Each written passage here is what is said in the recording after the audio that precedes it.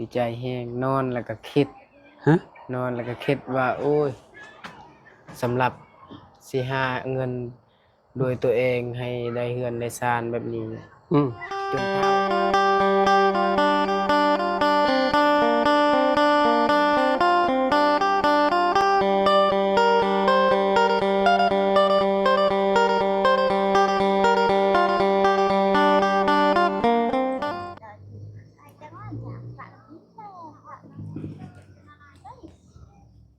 เอากราบสบายดีและสวัสดีเนาะพ่อแม่พี่น้อง FC เบิร์สสุขูสู่คนพี่น้องเอ้ยเนาะอ่าพบพ่อกันยามค่ำๆพี่น้องเอ้ยเนาะอยู่ที่บ้านน้องอาเจืองพี่น้องเอ้ยเนาะทางสร้างเพิ่นก็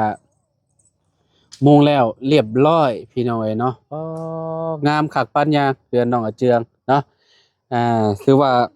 สุดยอดเลยพี่น้องเนาะเดี๋ยวไปถามเจ้าโตเพิ่นเนาะว่าเป็นจังใดเนาะโอ้ยเอาของฝากให้น้องอาเจืองมันก่อนพี่น้องเอ้ยเนาะนี่บ่ฮู้ว่าทางน้องเพิ่นเคยกินบ่เนาะนี่พี่น้องเอ้ยเนาะแซ่บๆเลยพี่น้องเอ้ยเนาะเผือกพี่น้องเอ้ยเนาะอ่าเอาให้น้องเพิ่นเนาะบ่ฮู้ว่าเคยกินบ่เนาะสบายดี สบายดีโดยสบายดี เจ้าสบายดีเจ้าอันนี้ น่ารัก น้ำหวานเด้อ ขอบใจเด้อ เคยกินอยู่บ่นี่ บ่เคย หึ บ่เคยกินอันนี้เป็นวุ้นเด้อ เลย วุ้นเผือกแต่ว่าเผือกนี่เคยกินแม่นบ่ เผือก เผือกเป็นหัวเด้ โดยเคยอยู่นี่ก็เจ้าเฮ็ดวุ้นโดยวุ้นเผือกโดยแล้วก็อันนี้หวานหมักเผือกเอ้ยบ่หวานหมักเผือกว่าหวานเผือก โดย อืมพี่น้องได้มาแต่ไกลเนาะ มาแต่เซโปนหมดเด้น้องเอ้ยเนาะอ่าช่างเพิ่นเมื่อแต่โดนแหละ โดยโดนแล้ว อืมซอยเวียกเพิ่นเบิดมื้อเลยมื้อนี้เนาะ โดย เพิ่นมุงแล้วแต่จักโมงใช่ดิน้อง มุง หลังคาใหญ่หั่นมุงแล้ว11โมงแล้วแต่เช้าๆประมาณแล้วแต่ตอนเช้านั้น 10 เนาะ โดย อย่างตัวนี้ ตัวนี้แล้วมื้อแรงนี้ ก็แล้ววังบ่ดนอยู่บ่นี่ โด นะ ย อ๋อคักปัญญังบัดนี้เนาะ โดย คือบ่เปิดไฟน้องเป็นเอาได้นี่ โดยลืมเปิด เนาะมันมืดแล้วเด้ โดย เสียบปลั๊กตัวใดบาดกินข้าวแรงนี่ติ ยัง โอ้ยคักแล้วบาดนี่เนาะเมื่อวานนี่พากันกินอบอยู่เมื่อวานนี่อบไก่อบหยังพี่น้องไอ้เนาะมีเสียบหมองใดอีกนี่ เสียบซากโทรศัพท์ เสียบสากโทรศัพท์บ่ โดย มื้ออื่นนี่เพิ่นมาแอมได้มื้อนี่เนาะ โดย อืมพี่น้องเอ้ยเนาะลายนี่เนาะเป็นจังไดลายนี่งามบ่น้องเจือ โดยงามคือกัน งามเด้สุดยอดเลยนี่ โดย สีบ้านเพื่อนเจ้าเราได้นี่ โดย แม่นแล้วอ่ะ แม่น เพื่อนสอนเจ้าเราได้นี่เนาะมื้ออื่นช่างเพิ่นมา โดย พี่น้องมาลงมือแอมแล้วบัดนี้เนาะ โดย แอมแล้วมันก็สิเข้ากันเลยบัดนี้เนาะเป็นจังไดหลังจากที่มุงแล้วเรียบร้อยเลยแบบทางเจ้าของเฮือน โดยดีใจ ฮะ แฮง งามเนาะ โดยงาม ทรงนี่ ดีใจ เขาว่าอยากหนึ่งเดียวในหมู่บ้านแล้วแหละเขาว่าทรงนี่เนาะ โดย มันงามอ่ะนะพี่น้องเอ้ยแบบทรงโมเดิร์นผัดข้างล่างผัดเป็นปูนบาดนี้ โดย สมมติว่าเฮาก่อตารางมันก็แห้งเข้ากันคักบาดนี้เนาะ โดย อนาคตหันนะสมมุติว่าน้องอาเจียงเพิ่นหาเงินหาคำได้ โด เนาะ ย เฮ็ดก่อตารางเนาะแล้วก็เอาอ่าเก็บหลอกเก็บรถเมียนสมมุติมีรถมีรางก็ได้พี่น้องมันก็สิสะดวกสบายก่อจักเนาะ โดย ห้องหนึงแบบนี้เนาะน้องเนาะ โดย นี่ก็มองนี่ซะนี่เนาะนี่น้องเอ้ยเนาะที่จริงเนี่ยเขาว่าปล่อยโล่งๆมันนี่ก็คักอีกแบบหนึงได้ โดย เนาะเวลามันฮ้อนเนาะ โดย ยามฮ้อนยามหยังกันนะพี่น้องเอ้ยเฮาก็สามารถแบบผูกเปนอนได้เลยอยู่กองตาราง โดย มันมีเงินมีหยังเจ้าก็เฮ็ดห้องน้ำหม้องนี้เนาะ โดย ห้องน้ำแล้วก็เฮือนครัวเจ้าอยู่นี้เนาะ โดย พี่น้องเอ้ยเพราะว่าจังใดก็ต้องมีเฮือนครัวอยู่แล้วเนาะ โดย คันว่าบ่มีเลยก็สิได้กระต๊อบตัวนั้นแหละเนาะ โดย เฮ็ดเฮือนครัวเนาะ โดย หม้องดังฟืนดังไฟพี่น้องเอ้ยเนาะแต่ว่าเรื่องไฟ เพิ่นนี่ก็อ่าเติบหนึงได้พี่น้องพุเนาะ โดย ไกลเติบเนาะมองเสามันเนาะ โดย เขาเจ้าดึงมาแต่ใช้เฮือนหลังนี้มาแต่พุ่นบ่มองเฮือนน้องซ้อนบ่ บ่แม่นลักในเฮือนหลังสีขาว ใช่ลักเสาไฟอยู่หมองใด ๆอยู่เทิงหั่นเด้อยู่เทิง ฟ้าเฮือนหลังนี้ขึ้นไปบ่ โดย เสาไฟฟ้าหาได้ โดย อ๋อ มันมีอยู่ หลายเกือบอ๋อจักเม็ดเด้นี่จาก ประมาณ ปีบไปพุ่นเนาะประมาณ6-70พุ่นจ้ะเนาะ โดย จะว่าบ่ มันลอยบ่ สายไฟได้ โดย100 เมตร 100 เมตรได้บ่ โดย อ๋อไกลอยู่เนาะพี่น้องเอ้ยเนาะเพราะว่าเฮือนน้องเจืองนี่มันสิอยู่เยื้องๆมาพี่น้อง โดย เพราะว่าอยู่ใกล้ๆกับที่น้องซ้อนเนาะ โดย ก็เฮือนพ่อใหญ่นี่เราก็สิใกล้แน่พี่น้องเพราะว่าเราดึงจากเฮือนหลังนั้นเนาะ โดย ยับจากเฮือนหลังนี้ไปแล้วก็สิมีเสาไฟอยู่หั่นนอกจากเขาเจ้าในอนาคตเนาะเขาเจ้าสิต่อเสาไฟมาพี่เนาะ โดย มีเฮือนมีซานก็บ่แน่ได้เนาะอนาคตเนาะแบบว่าเขาเจ้ามีเฮือนหลายหลังเนาะ โดย เจ้าอาจสิต่อมาพี่น้อง มันยาก มันบ่มีอันเฮือนหลายหลังเขาเจ้าก็จะบ่ได้ดึง โดย แต่ใส่โซลาร์เซลล์เอาเนาะ โดย พี่น้องเอ้ยเนาะเฮือนประตู7ปีก็ยังบ่มี โดย ถ้าขึ้นไปเบิ่งปะน้อง โดย น้องอาเจืองมื้อนี้ซอยเวียกวัดมื้อเลยมื้อนี้พี่น้องเอ้ยเนาะใส่เบิ่งอึ๊บโอ้พี่น้องเอ้ยโอ้โอ้โอ้แน่นนะลีเนาะ โดย การเลยบาดนี่คักปานยังพี่น้องเอ้ยเนาะ โดย มื้อนี้พ้นบ่ได้ลองเนาะมื้อนี้เนาะ โดย มืดซื่อๆพี่น้องเอ้ยเนาะเดี๋ยวว่าพ้นสิลองหลังคาใหม่อาเจืองจะบ่ได้ลองมื้อนี้ โดย โอ้คักหลายพี่น้องเอ้ยเนาะสังกะสีลูซิ่งนี่พี่น้องเอ้ยเนาะคะแนนขนาดหนาๆน่ะ โดย เวลาฝนตกน่ะก็บ่อยากเสียงดังปานใดสังกะสีคือต้นนั้นน่ะคือเจ้าใส่เฮือนเจ้ากระต๊อบน่ะโอ้ยยามฝนตกนี่มันว้าวเลย โดย เสียงดังกับโกะ โดยแม่ แต่อันนี้ก็ดังอยู่แต่ว่ามันก็สิบ่แห้งปานใดพี่น้อง โดย เนาะบางทีน่ะเวลามันแดดน่ะมันจะดีดสังกะสีบ่ฮู้ว่ามันเป็นหยังเนาะมันสิดังแบบคือฝนตกลงมาใส่นี่ดังโคบโคบเลยพี่น้องเอ้ยเนาะ โดย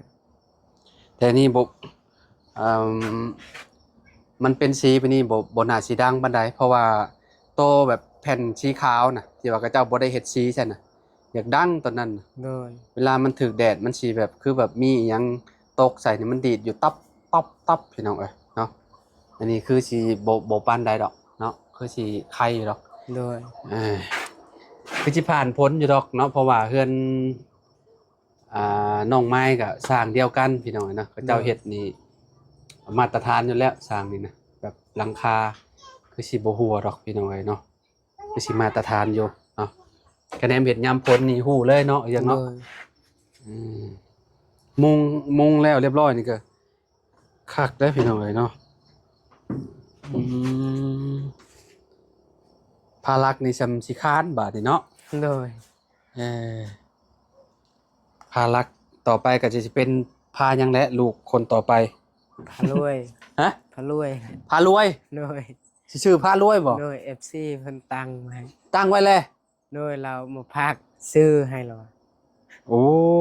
FC ไทยบ่ โดย FC ฝั่งไทยหรืออันทางต่างประเทศ เ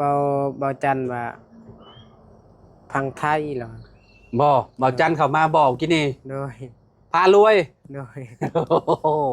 เยี่ยมคักคักคักคะแนนเป็นผู้ชายกับน้องพารวยเนาะ โดย คะแนนบ่ยิงกับน้องน้องพารวยคือเก่าแหละพี่น้องเนาะก็ขอให้อาเจียงเพิ่นสมหวังพี่น้องเนาะสมหวัง โดย กับลูกคนที่2ที่ว่าเพิ่นอยากได้ โดย เป็นหมู่ยิงเนาะบ่ว่าสิเป็นหมู่ยิงผู้ชายก็ฮักคือเก่าแหละเนาะเจ้าเนาะ โดยแต่ว่าความในคิดในใจก็เป็นผู้หญิง ตอนนี้นะ โดย ความคิดเฮานี่อยากให้เป็นหมู่ยิง โดยแต่ว่ามันเป็นผู้ชายเฮาก็ฮักแพง แนวมันแลลูกเฮาเองเด้เนาะ ก็ต้องหักเพิ่นนั่นแหละเนาะอย่าได้เพิ่นเกิดมาแล้วดีแล้วแต่อ่าเจ้าเมียเจ้าน่ะเราเป็นคนคิดหลายเนาะ โดยเราตอนคือที่ฮู้แหละน้องอาเจียงเพิ่นว่าอันเมียเพิ่นน่ะพี่น้องเอ้ยเนาะว่าบ่อยากเอาไว้ว่าซั่นตอนนั้น โดย พี่น้องเอ้ยเนาะแบบตอนฮู้ว่าตัวเองท้องแล้วบ่อยากเอาลูกไว้อยากเอาออกแต่ตอนนี้ความคิดตอนนี้คือสิบ่มีแล้วเนาะ โดยบ่มีแล้ว เจ้าพยายามให้กำลังใจกันนั่นแหละ โดย เนาะเพราะว่าหมู่หญิงพี่น้องเอ้ยแล้วก็เจ้าอุ้มท้องเนาะเพื่อสิคลอดออกมาได้8-9 เดือนพี่น้องเอ้ยเนาะ โดย เวลากินก็ต้องโอ้ยลำบากหลายอย่างนะพี่น้องเอ้ยเนาะ โดย ลำบากหลายอย่างเวลานอนเวลาหยังก็เวลาท้องใหญ่ๆมาแล้วโอ้นอนลำบากพี่น้องเอ้ยเนาะ โดย เฮานี่เป็นผู้ชายอะดีพี่น้องเอ้ยแต่ว่าเฮาบ่ได้ถือท้องคือหมู่หญิงเด้เนาะ โดย แต่ก็ต้องเวลาออกมาเฮาก็ต้องเลี้ยงซอยเพิ่นเนาะบ่ได้ว่าสิให้เพิ่นเลี้ยงผู้เดียวอะนะพี่น้องเนาะซอยกันเลี้ยง โดย เฮ็ดได้เฮาให้เพิ่นเกิดมาแล้ว โดย เนาะจริงๆก็อยู่นำเฮาเองนี่แหละเนาะ โดย มันก็คือแน่นอนอยู่แล้วพี่น้องเอ้ยเนาะน้องเจือเนาะมื้อนี่ซอยเพิ่นคือเก่าเนาะน้องเนาะ โดย มุมนี้ก็สิเป็นระเบียงเนาะเวลาเฮาลงก็เวลาฝนตกผ้าลงก็บ่ย้านว่ามันสิพระสิหยังพี่น้องมองบันไดเพิ่นเนาะถือว่าโอเคเลยพี่น้องเอ้ยเนาะรูปแบบนี้งามเนาะ โดย ผ่านพี่น้องเอ้ยเนาะมีหยังอยากเว้าอยู่บ่ในตอนนี้ บ่มีหยัง ฮะ มีแต่ได้เฮือนแล้วก็ดีใจ อืม ดีใจแฮงนอนแล้วก็คิด ฮะ นอนแล้วก็คิดว่า โอ้ยสำหรับสิหาเงินโดยตัวเองให้ได้เฮือนได้ซานแบบนี้ อืม จนเฒ่าก็บ่ได้ อืม คิดว่า แต่ผู้ใหญ่ใจบุญสดซอยสำหรับเงินซานก็ดีใจแฮงแล้ว อืม ดีใจ หาเพื่อตัวเองบ่ได้ดอกสำนี้ อันในความคิดเจ้านะเจ้าว่าคันว่าหาด้วยตัวเองนี่เท่าก็บ่ได้บ่ โดยบ่ได้ พอได้แต่เลี้ยงปากเลี้ยง โดย ท้องกับลูกกับเมียแหล้วเนาะ โดย เพราะว่าเฮือนหลังนี้นี่คืองบประมาณนี่ก็เติบหนึงได้ติเนาะ โดย หลายอยู่ได้พี่น้องเอ้ยเนาะอ่าอันสมมุติว่าให้น้องอาเจืองไปเฮ็ดเวียกเฮ็ดหยังก็ต้องได้เลี้ยงลูกเลี้ยงเต้าอีกก็เพื่อสิได้เฮือนหลังหนึงนี่ก็ป๊าต้อง โดย พี่น้องเอ้ยเนาะนอกจากเฮาไปเฮ็ดเวียกอันเงินเดือนสูงๆเนาะ โดย เงินเดือนสูงๆประมาณ7-8 ล้านหรือว่า10 ล้านขึ้นไปนี่มีโอกาสเยอะกว่านั้นเนาะ โดย เพราะว่าอันเงินเดือนอยู่บ้านเฮามันก็คือฮู้แหละมันก็บ่ได้แพงเนาะพี่น้อง โดย ประมาณ2 ล้านขึ้นไป2 ล้านก็ตกอยู่ประมาณ 4,000 พี่น้องเอ้ยเนาะมันก็บ่ได้ก็คือว่าถูกนะ โด เนาะ ย เจ้าเคยบ่ไปเฮ็ดเวียกแบบเงินเดือนแพง บ่เคย ๆบ่เคยจักเทื่อ โด บ่ ยหากแก้เวียด แก้กล้วยเวียดกล้วยเขาเวียดเขากินอันนั้นกินใหม่กินข้าวใหม่คือกันปีใหม่เวียด ไปแก่3 4 7มื้อเฮาไปแก่ 7 มื้อได้เท่าใดเงิน โดย7มื้อบัดยามนั้นกล้วยมันขึ้น ได้แต่700,000 เท่านั้น บ่ได้หลายโดย เออ มือละแสนเขาไล่ รายมื้อละแสนนึง โดย ซื้อข้าวซื้อหยังอีกเนาะ โดย ตอนนั้นมีลูกมีเมียแล้วบ่ ตอนนั้นมีภาระแล้วก็เลี้ยงนมภาระ อืม ซื้อนมให้เรา อืม ซื้อเทื่อละยันเอาไว้เงินแล้วยันหมด อืม มันเป็นนั่นเป็นนี่ซื้อหมดเลย อืม ซื้อเทื่อหนึ่ง4-5 อันถือซื้อ ตอนนี้ลูกเจ้ากินนมอีหยังแลคโตเจนบ่ แม่นนมเบาเสียงซื้อมาให้ มเพราะว่าเราบ่กินนมแม่เนาะพี่น้อง โดย จักแล้วคนที่สองนี่ถ้ากินนมแม่ก็ดีเนาะเฮาก็สิบ่ได้เปลืองเนาะประหยัดไปอีกเนาะ โดย ก็มีแต่พยายามให้น้องสมมุติว่าลูกเพิ่นลูกเจ้าออกมาก็ให้เพิ่นกิน โดย เนาะแบบอย่างน้อยบางคนก็ขี้เดียดนมเลยพี่น้องเอ้ยเนาะ โดย อ่า ภาระนี่ขั้นคือกันให้เรากินนมแม่เราให้ตลอดเลย เนาะ โดย อืม เราบ่อยาก อืม หลายคน คนมีบุญได้ลูกเจ้าเนาะ โดย น้องพารักนี่ หลายคนให้เรากิน อืม เราบ่อยาก เราหายจนตาแดงหมดคอก็สิแห้งหมดแล้ว ย้อนเราบ่อยากกินนมแม่แล้ว โดย เออ เฮาก็ตอนนั้นอุ้ยคือลำบากแฮงยานแบบเงินบ่พอมีขายปีขายหยังได้ละ 10,000 20,000จงไว้ให้มันได้ครบ150,000แล้วไปซื้อนมบ่ได้ ยุงซุ่มมะลิเนาะน้องเนาะ โดย แปลว่าขนาดว่าอยู่ในเทิงนะพี่น้องมันเงียบนะมันเงียบก็เลยยุงก็เลยแบบกำลังหากินเลือดอยู่ตอนนี้พี่น้องนะอึกถึกอยู่กัดเฮาก็ถึก โดย น้องเจืองพี่น้องเอ้ยไก่เจ้าเลี้ยงอยู่บ่ซั่นเนาะ บ่มีก็ บ่ได้มีจักโตบ่ไก่จ้ะ โดย อ๋อ หากันนอนหาก็อยู่ต่างกับแม่บ่มี เอาแต่กี้คือพ่อกับแม่มีอยู่บ่จ้ะ โดย อยู่ในเฮือน ในอยู่แต่อยู่กับพ่อกับแม่ยังมีอยู่ไกลแต่ว่าสุดน้ำพ่อน้ำแม่ เป็นอะไรอันอายเจ้าตอนนี้เราเลี้ยงลูกเราผู้เดียวคือเก่าบ่หรือว่าจังใดคนที่ว่าเลิกกับเมียนะ เลี้ยงลูกคือเก่า แล้